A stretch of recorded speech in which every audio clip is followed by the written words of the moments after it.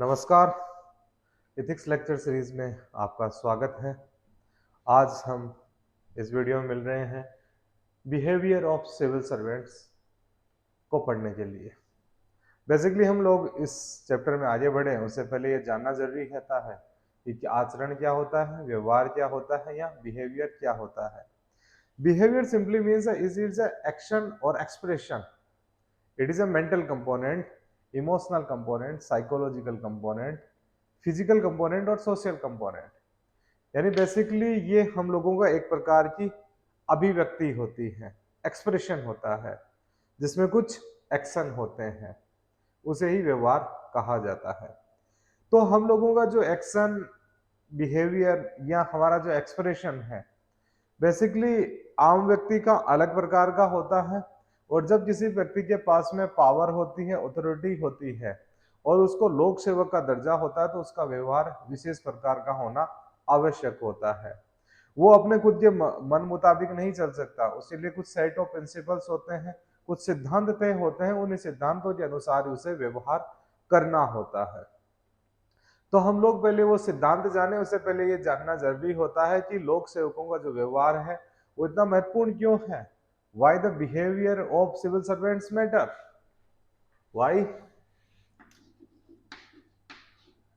Behaviour behaviour of civil servants matters, यानी ये इतना इंपॉर्टेंट क्यों है। जब हम लोग इस पे आगे बढ़ते हैं तो ये जानना जरूरी हो जाता है कि लोक सेवकों के पास में पावर और अथॉरिटी बहुत ज्यादा होती है। They have power and authority. और जिस किसी व्यक्ति के पास में सत्ता और शक्ति होती है उसकी पूरी पूरी संभावनाएं रहती है कि वह स्वेच्छाचारी हो सकता है, तानाशाह हो सकता है। लॉर्ड एक्टन कहते हैं power corrupts but absolute power corrupts absolutely. यानी व्यक्ति को सत्ता भ्रष्टाचारी बनाती है और पूर्ण सत्ता पूर्णतः भ्रष्टाचारी बना देती है। इब्राहम लिंकन कहते हैं कि किसी व्यक्ति का वास्तविक चेहरा जानना है तो उसे शक्ति दे दीजिए। If you want to know the real face of a person give him power. जब व्यक्ति के पास में सत्ता आ जाती है तो वास्तव में उसका व्यवहार अलग प्रकार का हो जाता है। तो लोक सेवकों का व्यवहार इसलिए जरूरी है क्योंकि उनके पास में सत्ता है, उनके पास में शक्ति है। उस सत्ता और शक्ति पर टू चेक होना जरूरी होता है। जब व्यक्ति के पास में पावर प्लस ऑथोरिटी होती है तो उस व्यक्ति के आर्बिट्रेरी होने की पूरी पूरी संभावनाएं रहती है। इसीलिए उनके बिहेवियर पे चेक होना जरूरी होता है। Check their arbitrary behaviour. Civil servants have power and authority and their behaviour is important to check their arbitrary behaviour. उनके जो आर्बिट्रेरी एक्शंस रहेंगे उन पे नियंत्रण आवश्यक होता है, इसलिए उनका व्यवहार एक संतुलित होना आवश्यक है। तो पहला पॉइंट हमें समझ में आया। उसके बाद में क्या होगा कि जो लोक सेवकों का व्यवहार इसलिए भी महत्वपूर्ण हो जाता है क्योंकि लोक सेवक या जो सिविल सर्वेंट्स होते हैं ये परमानेंट एग्जीक्यूटिव होते हैं।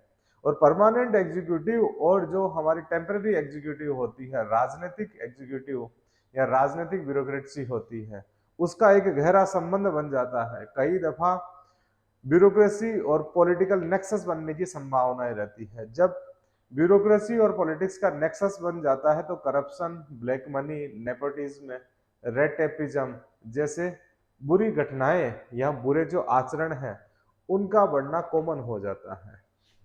तो सेकंड पॉइंट इसका रहेगा टू चेक पॉलिटिकल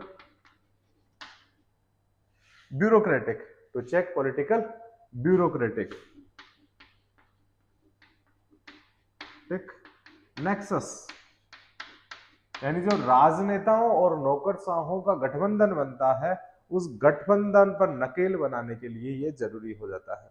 अगर इस राजनेताओं नौकरशाहों के गठबंधन पर नकेल नहीं डाली जाती तो इसका रिजल्ट होता है करप्शन, भ्रष्टाचार,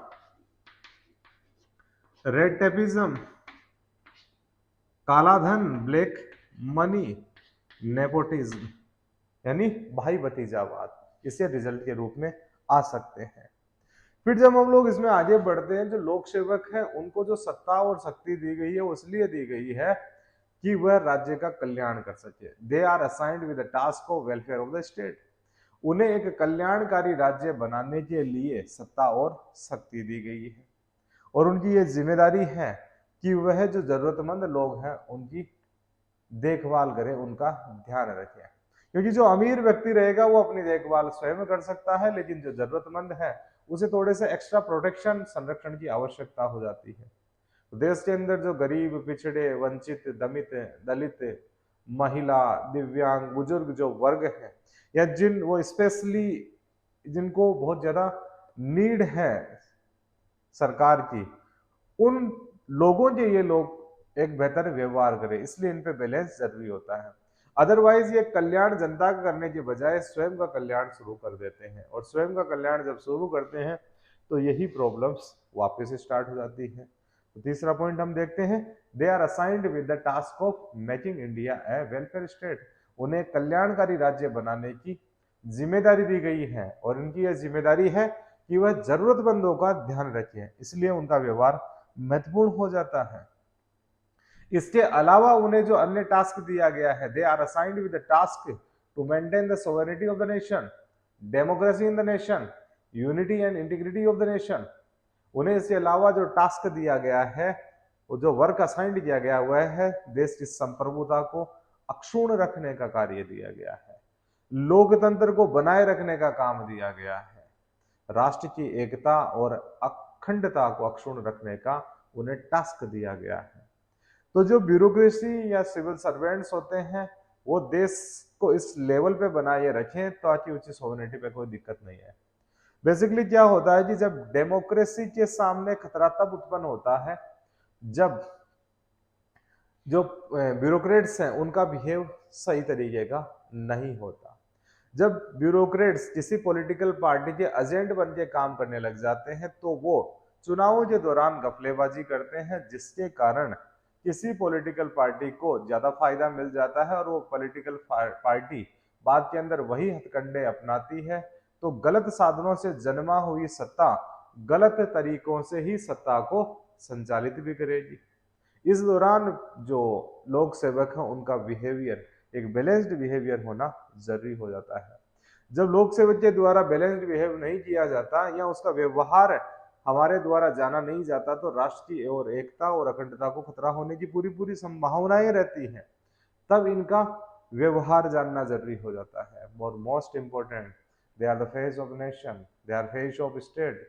वह राज्य का चेहरा होते हैं। राज्य का वैसे चेहरा दिखाई हमें कौन देता है? जिसकी सरकार होती है। वो नॉन परमानेंट एग्जीक्यूटिव होते हैं। सरकार जिनकी होती है वो परमानेंट एग्जीक्यूटिव के द्वारा नीतियों का क्रियान्वयन करवाते हैं। They implemented their policies through the permanent executive. तो जो परमानेंट एग्जीक्यूटिव, पुलिस है राज्य का चेहरा है, डॉक्टर राज्य का चेहरा, टीचर राज्य का चेहरा, जो नगर निगम के सफाई कर्मचारी हैं राज्य का चेहरा होते हैं, आईएएस, आरएएस, आईपीएस, ये सब राज्य का चेहरा होते हैं। तो इनका बिहेवियर बहुत ज्यादा इंपॉर्टेंट हो जाता है। Otherwise they lead to political victimization of the society. Otherwise उनके द्वारा राजनीतिक शोषण किया जाएगा आम जन का, और जब आम जन का राजनीतिक शोषण किया जाता है तो स्टेट लेवियाथन बन जाता है, राज्य भस्मासुर बन जाता है। जिस राज्य की रचना लोगों ने अपने कल्याण भले के लिए की, वही राज्य उनका बाद में शोषण करने लग जाता है। तब इस शोषण से बचाने के लिए, राष्ट्र की एकता और अखंडता को अक्षुण्ण रखने के लिए, संप्रभुता बनाए रखने के लिए, लोकतंत्र को इंटैक्ट रखने के लिए नौकरशाहों और राजनेताओं का एक गिरोह ना बन जाए, उस पर नियंत्रण रखने के लिए, उनकी लोक सेवकों की सत्ता और शक्ति पे उचित नियंत्रण रखने के लिए, ताकि वह स्वेच्छाचारी गतिविधियों में नहीं लीन हो जाए। इसलिए उनका बिहेवियर जानना इंपॉर्टेंट हो जाता है, उनके बिहेवियर को बैलेंस बनाना इंपॉर्टेंट हो जाता है। जब ये हमें बातें पता लग जाती है, वाई का जवाब मिल जाता है, तो नेक्स्ट हम पहुंचते हैं हाउ पे, कि किस प्रकार से सिविल सर्वेंट्स का जो बिहेवियर है वो होना चाहिए, कैसे लोक सेवकों को आचरण करना चाहिए, व्यवहार करना चाहिए। How civil servant should behave, how civil servant should और सेल बिहेव, कैसे व्यवहार करेंगे, cell behave.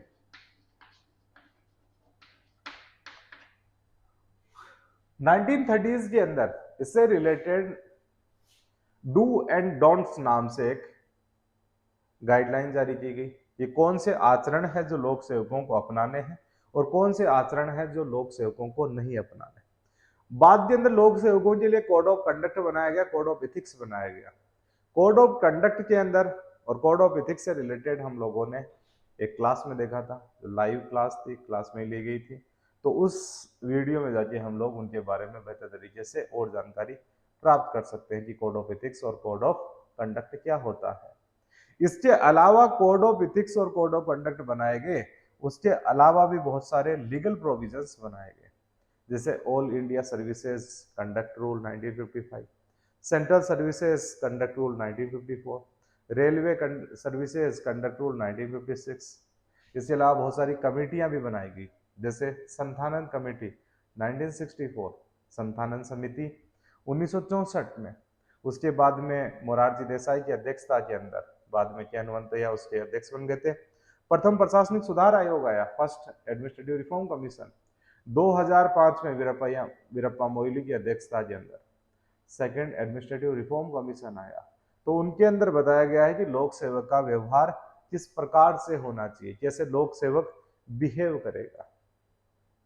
As per all India services rule, as per all India services conduct rule 1968, civil servant shall behave as per, यानी जब हम लोग एक particular किसी एक्ट के अकॉर्डिंग देखें, वो कॉमन भी रहेगा और एक्ट के अकॉर्डिंग। तो एक एक्ट बना हुआ है all India services conduct rule. Basically Hindustan में 3 ही सर्विसेज ऑल इंडिया सर्विसेज है, IAS, IPS and IFS, Indian forest services. उसके अलावा भी जो लोक सेवकों का व्यवहार रहता है वो भी इन्हीं से रिलेटेड जो सब लॉज बने हैं उनसे ही नियंत्रित रहता है। तो all India services conduct rule 1968। अब इस नियम के अनुसार यह बताया गया है कि लोक सेवक का जो व्यवहार रहेगा वो इंटीग्रिटी और ऑनेस्टी के साथ में होना चाहिए, यानी civil servant should behave with integrity. Integrity और ये जितने भी शब्द आएंगे इनसे रिलेटेड हम लोग अलग वीडियो भी बना लेंगे और उससे रिलेटेड वन बाय वन सबको डिस्कस करेंगे छोटे छोटे पार्ट्स में, कि कई बार हमारे को इनसे जो इनकी जो समझ है वो बेहतर तरीके से बन पाए। इंटीग्रिटी से रिलेटेड हम लोगों ने पहले भी क्लास ली है, उसको हम लोग एक दूसरे वीडियो में जाके देख सकते हैं, या इनको छोटे छोटे फॉर्म में भी हम लोग एक अलग से वीडियो बना लेंगे इनके, जिससे कि सभी को एक बेहतर अंडरस्टैंडिंग बन पाए। इंटीग्रिटी का या सत्यनिष्ठा का जो सिंपल मतलब होता है, इंटीग्रिटी अर्थात सत्यनिष्ठा, इसका मतलब होता है कि लोक सेवक के द्वारा कभी भी अपने आप को ऐसे कंडीशन में नहीं डाला जाएगा जिससे उसके जो प्रोफेशनल हित है वो प्रभावित हो जाते हैं, या लोक सेवक के द्वारा हमेशा ऐसा व्यवहार किया जाएगा जिसमें उसके जो प्रोफेशनल हित हैं वो हमेशा ही पर्सनल हितों से ऊपर रहेंगे। यानी संगठन प्रथम, राष्ट्र प्रथम, देश प्रथम, मेरा जो भी ऑर्गेनाइजेशन है वो प्रथम, मैं बाद में। यानी व्यक्ति के द्वारा खुद को उस संगठन के प्रति समर्पित कर देना, यानी जिस पद पे जो व्यक्ति है उस पद के प्रति खुद को समर्पित कर देना, उसमें निष्ठा स्थापित कर देना ही सत्यनिष्ठा होती है, दैट इज इंटीग्रिटी। यानी अखंड खुद को एक इंटीग्रल पार्ट बना लिया उस ऑर्गेनाइजेशन का, दैट इज इंटीग्रिटी। तो लोक सेवक का व्यवहार रहेगा कि उस संगठन के साथ में स्वयं को अटैच कर ले, इंटीग्रेट कर ले। ऑनेस्टी होनी चाहिए, ईमानदारी का व्यवहार करेगा एक लोक सेवक, यानी जैसा कहेगा वैसा करेगा और वैसा ही सोचेगा, किसी भी प्रकार के भ्रष्टाचार में लिप्त नहीं रहेगा, काला धन नहीं बनाएगा, हमेशा ईमानदारी से काम करेगा। Second one is political neutrality, राजनीतिक तटस्थता के अनुसार कार्य करेगा। पॉलिटिकल न्यूट्रलिटी, राजनीतिक तटस्थता। राजनीतिक तटस्थता इसलिए आवश्यक है क्योंकि हिंदुस्तान के अंदर जो पॉलिटिकल डेमोक्रेसी है वो हर एक टाइम इंटरवल के बाद में बदलती रहती है। उसमें कुछ पॉलिटिकल पार्टियां आती हैं सत्ता के अंदर, कुछ पॉलिटिकल पार्टियां चली जाती हैं, और जो सिविल सर्वेंट्स हैं वो स्थायी तरीके से रहते हैं।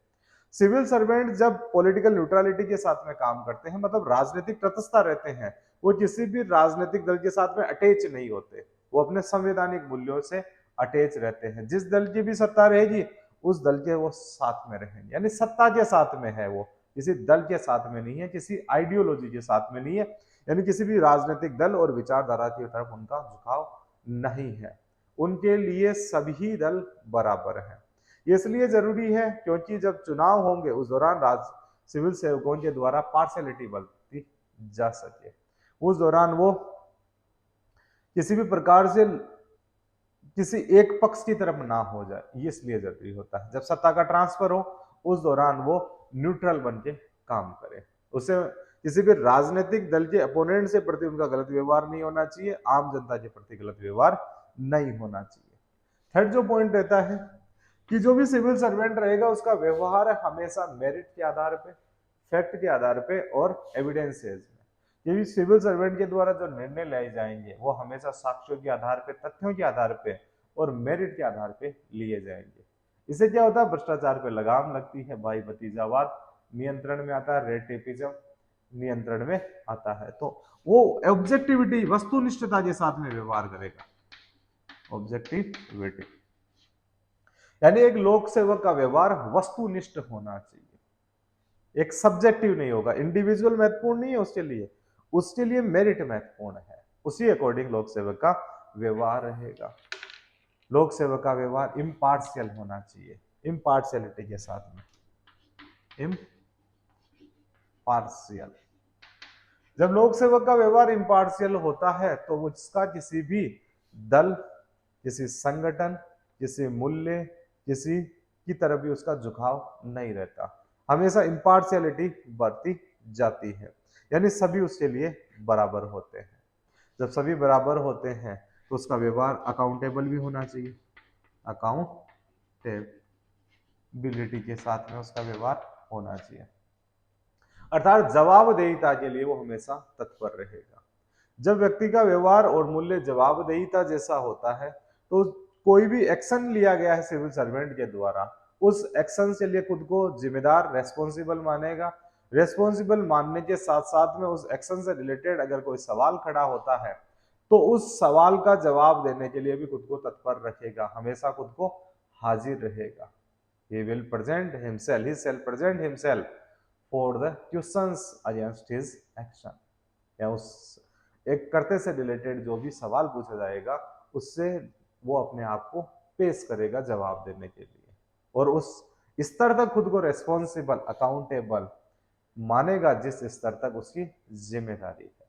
तो अकाउंटेबिलिटी का व्यवहार, ट्रांसपेरेंसी का व्यवहार, पारदर्शिता का भाव उसमें होना चाहिए।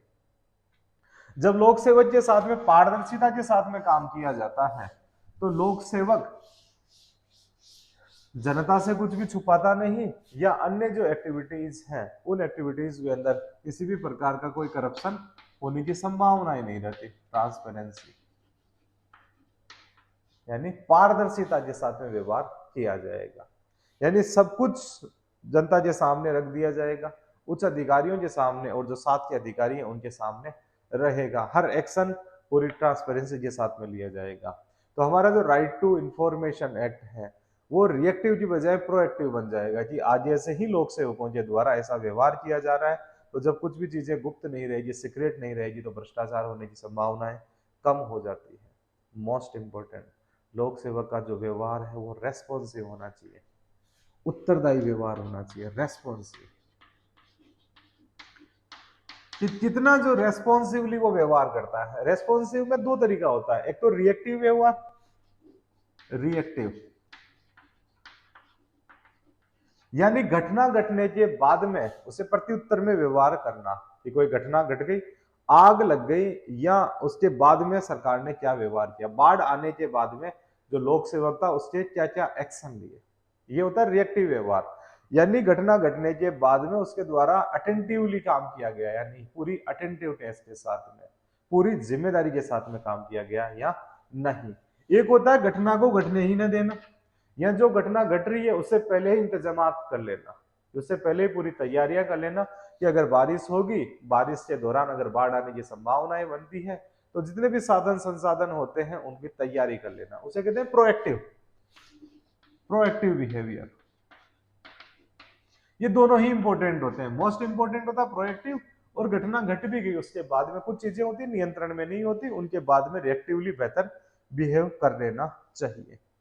और जनता के प्रति जब रेस्पॉन्सिबल, ये रेस्पॉन्सिव रहता है, उत्तरदायी रहता है, और मोस्ट इंपोर्टेंटली उसे उत्तरदायी रहना चाहिए उन सेक्शंस के प्रति जो पिछड़े हैं, बेरोजगार हैं, दमित हैं, दलित हैं, महिलाएं हैं, बुजुर्ग हैं, बीमार हैं, बच्चे हैं, दिव्यांग हैं, जिनको हेल्प की ज्यादा जरूरत है, उन वीकर सेक्शंस के प्रति से ज्यादा थोड़ा सा रेस्पॉन्सिबल होना चाहिए। लोक सेवक का व्यवहार कटसी वाला होना चाहिए, उसका सदाचरण होना चाहिए, कटसी होनी चाहिए व्यवहार के अंदर, यानी उसमें लोकाचार होना चाहिए। कटसी लोकाचार होना चाहिए। कोई भी उनके पास में आता है तो लोक व्यवहार लोक सेवक को आना ही चाहिए। बोलचाल बेहतर होनी चाहिए, सम्मान रखा जाए, क्योंकि जनता जनार्दन होती है, राजनेताओं का भी अस्तित्व होता है, साथी संघियों का भी अस्तित्व होता है, और जनता तो सबसे ऊपर है। तो उनके द्वारा कटसी रखी जाएगी तो गुड बिहेवियर किया जाएगा। तो व्यवहार लोक सेवक का होना चाहिए अच्छा व्यवहार, यानी अच्छा आचरण, गुड बिहेवियर। क्या होता है कि कई बार हमारा जो बिहेवियर है वो भी बड़ी बड़ी आगे आने वाली मिसहैप, बुरी घटनाओं को टाल सकता है। लोक सेवक का जब खराब व्यवहार रहता है तो कभी भी जनता के द्वारा एग्रेसिव मूवमेंट ले लिए जाते हैं। अगर लोक सेवक का व्यवहार सही तरीके से रहता है, सही तरीके से लोक सेवक ने उसे किसी भी आंदोलन को हैंडल कर लिया, तो उग्र होने की संभावनाएं कम रहती है। शांति से जनता की बातें सुनी जाती हैं, जो भी प्रोटेस्टर्स हैं उनको समझाया जाता है, उनकी बातों को आगे पहुंचाया जाता है, और पूरा अटेंटिवली उनको विश्वास दिलाया जाता है कि आपकी मांगें मानी जाएगी, जो जिस स्तर तक वो मानी जा सकती है। तब लोक सेवक एक बेहतर तरीके से वहां पे लॉ एंड ऑर्डर को मेंटेन कर सकता है। लोक सेवक का व्यवहार हमेशा कॉन्स्टिट्यूशनल होना चाहिए, और लोक सेवक को जो भी प्रस्तावना में बातें लिखी गई है उनके अनुसार व्यवहार करना चाहिए। लोक सेवक को डेमोक्रेटिक रवैया अपनाना चाहिए। लोक सेवक का व्यवहार डेमोक्रेटिक होना चाहिए, डेमोक्रेटिक। इसीलिए कहा जाता है कि जो इंडियन लोक सेवक है उनका बिहेवियर एटीट्यूड है वो ब्यूरोक्रेटिक है। ब्यूरोक्रेटिक एटीट्यूड में दिक्कत यह रहती है कि ब्यूरोक्रेटिक एटीट्यूड के दौरान आप किसी भी शासन प्रशासन की जो निरंतरता स्टेबिलिटी है उसे मेंटेन कर सकते हो, लॉ एंड ऑर्डर को मेंटेन कर सकते हो, लेकिन जब राज्य को वेलफेयर और कल्याणकारी राज्य बनना होता है उस दौरान पीपुल्स पार्टिसिपेशन जरूरी होता है। उस दौरान लोक सेवक को एक लोकतंत्रात्मक रवैया अपनाना जरूरी होता है, यानी सभी से लोगों का पार्टिसिपेशन बढ़ाए, लोगों की भागीदारी बढ़ाने वाला होना चाहिए, डेमोक्रेटिक रवैया होना चाहिए। लोगों ने जो बात मानी, बात कही है उसको मानने वाला होना चाहिए, उनके साथ में कम्युनिकेशन बेहतर होना चाहिए, ना कि आर्बिट्रेरी एक्शन ले ले और कि मैंने बोल दिया यही फाइनल है, ऐसा नहीं होना चाहिए। तो लोक सेवक का डेमोक्रेटिक व्यवहार होना चाहिए, पार्टिसिपेटिव, भागीदारी वाला, पार्टिसिपेटिव, कि लोग समाज के मुख्य मुख्य अंगों को पूछ के काम करेंगे कि किस जगह पे जो व्यवस्था की जरूरत होती है, जिन योजनाओं की जरूरत होती है उस एरिया अकॉर्डिंग लोगों से पूछेंगे।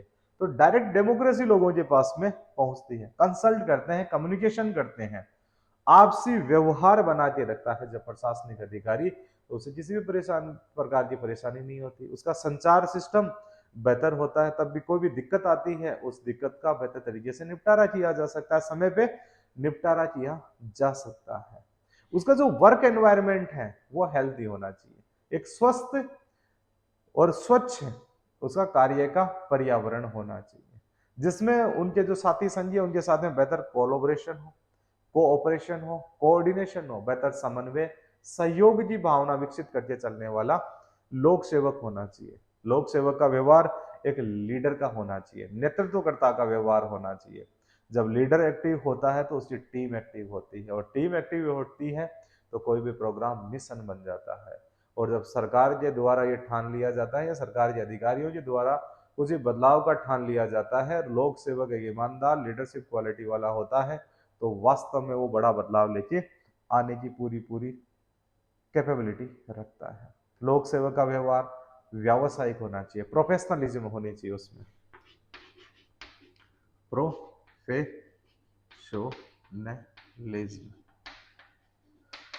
यानी उसने जो कह दिया अपनी बात पे अड़िग रहने वाला होना चाहिए, यानी जनता को झूठे दिलासे देने वाला नहीं होना चाहिए। एक टाइम बाउंड डिलीवरी की अगर बात करता है तो टाइम बाउंड डिलीवरी सर्विसेज देगा ही। एक निश्चित समय के दौरान ये आपकी जो भी समस्याएं हैं उनका निस्तारण कर दिया जाएगा, वो कर ही दिया जाएगा। ये लोक सेवक की जिम्मेदारी होती है। प्रोफेशनल व्यवहार किया जाएगा कि बकायदा केवल बातों में नहीं, फाइलों में जो काम होते हैं वो फाइलों में होंगे, अश्योरेंस जो देने के काम होते हैं वो अश्योरेंस से होंगे, त्वरित निस्तारण के जो काम होते हैं वो त्वरित ऑन द स्पॉट निस्तारण करेगा। प्रोफेशनलिज्म होना चाहिए, जिस समय कार्यालय को शुरू होना चाहिए वैसा उसी समय कार्यालय शुरू हो, और कार्यालय के खत्म होने का कोई समय नहीं होता है, लेकिन शुरू होने का समय होता ही है। 9 बजे कार्यालय शुरू अर्थात 9 बजे, 5 बजे बंद नहीं होता है कभी भी कार्यालय, क्योंकि ये सेवाओं का भाव है। तो लोक सेवक के अंदर एक सेंस ऑफ सर्विस का भाव होना जरूरी होता है, उसका व्यवहार हमेशा सेवा वाला होना चाहिए। वहां पे उसमें मास्टर एटीट्यूड नहीं होगा, एक सर्वेंट एटीट्यूड होना चाहिए। It should have a servant's attitude, not master's attitude. Servant's attitude. जब मास्टर्स एटीट्यूड होता है किसी भी सिविल सर्वेंट के अंदर, तो उसके द्वारा दंभ दिखाया जाता है, उसके द्वारा अपने पावर का रोब जमाया जाता है। और जब सेवा का भाव होता है तो उसके द्वारा कल्याण का सोचा जाता है, उन वर्गों का सोचा जाता है जो किसी कारणवश पीछे रह गए, जो कमजोर रह गए, उनको एक समानता के स्तर पर लाने की बात सोची जाती है। बहुत ज्यादा एनर्जेटिक होना चाहिए सिविल सर्वेंट।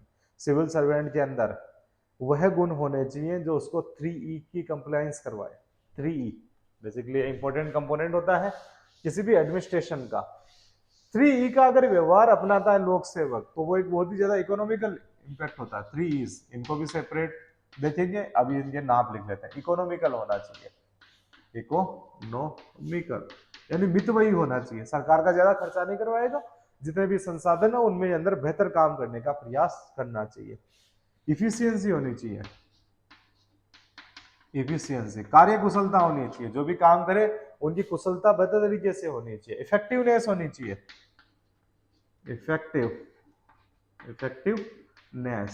इफेक्टिवनेस होनी चाहिए, और सबका समान स्तर भी होना चाहिए। इक्विटेबल व्यवहार होना चाहिए, इक्विटेबल। तो एक लोक सेवक जब प्रेजुडिस नहीं होता तो वो इन 4E's पे काम करता, 3E's के बाद में एक इक्विटेबल व्यवहार, समतामूलक व्यवहार भी अपना लेता है। जब इस प्रकार से लोक सेवक काम कर रहा होता है तो अपने ट्रस्टीशिप के सिद्धांत को वो निभा रहा होता है, तो उसका बिहेवियर एज पर ट्रस्टीशिप होना चाहिए। ट्रस्टी न्यासधारिता के सिद्धांत के आधार पर एक लोक सेवक का व्यवहार होना चाहिए, क्योंकि जनता ने विश्वास किया और उस पद का सर्जन किया। अब ये लोक सेवक की जिम्मेदारी है जिस पद पर वो बैठा है उस पद की गरिमा, प्रतिष्ठा और जनता में उसका विश्वास बनाए रहे, तब उस पद की निरंतरता बनी रहेगी, कंटिन्यूटी बनी रहेगी, उसकी कैपेसिटीज हैं वो बनी रहेगी। तो जनता की जो भी दिक्कतें होती हैं उनको त्वरित तरीके से सुने। जब लोक सेवक का व्यवहार इस प्रकार से होता है तो जनता का व्यवहार जो विश्वास है वो प्रशासन के अंदर और ज्यादा बढ़ जाता है। इस प्रकार से जब व्यवहार और विश्वास बढ़ता जाता है तो लोकतंत्र को एक स्थायित्व मिलता है। तो जो लोक सेवक का व्यवहार होता है वही राज्य का व्यवहार होता है। The behaviour of the public servant और civil servant is the behaviour of the state. अगर वहां पे लोक सेवक भ्रष्टाचारी है, स्वेच्छाचारी है, तो राज्य भी भ्रष्टाचारी और स्वेच्छाचारी मान लिया जाता है। उन राज्यों के अंदर बदलावों की बयार चलती है, क्रांतियां होती है, और जिन राज्यों के अंदर लोक सेवक ईमानदार होते हैं, सत्यनिष्ठ होते हैं, बेहतर आचरण वाले होते हैं, वहां पे हमेशा लोकतंत्र प्रशिष्ट करता है, संविधान के मूल्यों के अनुसार कार्य होता है। तो लोक सेवक का व्यवहार ही राज्य का व्यवहार है मेनली, क्योंकि they are the face of state, वह राज्य का एक चेहरा होते हैं। इसलिए लोक सेवकों का व्यवहार इंपॉर्टेंट हो जाता है और कैसा उनका व्यवहार होना चाहिए, इनके व्यवहार पे चेक भी रखा जाता है। लोक सेवक के द्वारा जब इस व्यवहार के अकॉर्डिंग कार्य नहीं किया जाता तो उन्हें पनिशमेंट के प्रावधान भी रखे गए हैं, वो हमने कोड ऑफ कंडक्ट में देखे थे। उन पे बहुत सारे लीगल प्रोविजंस भी अपनाए जाते हैं। वो अलग वीडियो में देख चुके हैं। जो नेक्स्ट लेक्चर रहेगा हमारा वो रिलेटेड रहेगा moral values of civil servant, कि एक सिविल सर्वेंट के क्या मोरल वैल्यूज रहेंगे।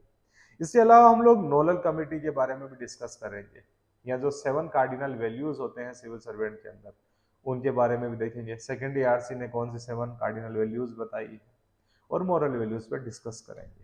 फिर 1 बाय 1 इनके जो छोटे छोटे 3-3, 4-4 मिनट के अंदर हम लोग 1 बाय 1 जो भी वर्ड्स हैं इन वर्ड्स को डिटेल में देखेंगे, जिससे क्या होता है कि कई बार एग्जाम में इनसे रिलेटेड 2 नंबर 5 नंबर या बड़ा सवाल भी आता है, तो उसको अटेम्प्ट करना हमारे लिए आसान हो जाता है। जब हम लोग वर्ड्स की मीनिंग समझ जाते हैं तो हमारा एग्जाम आसान हो जाता है और वास्तव में हम क्लियर कर जाते हैं। तो यह था हमारा लेक्चर। धन्यवाद।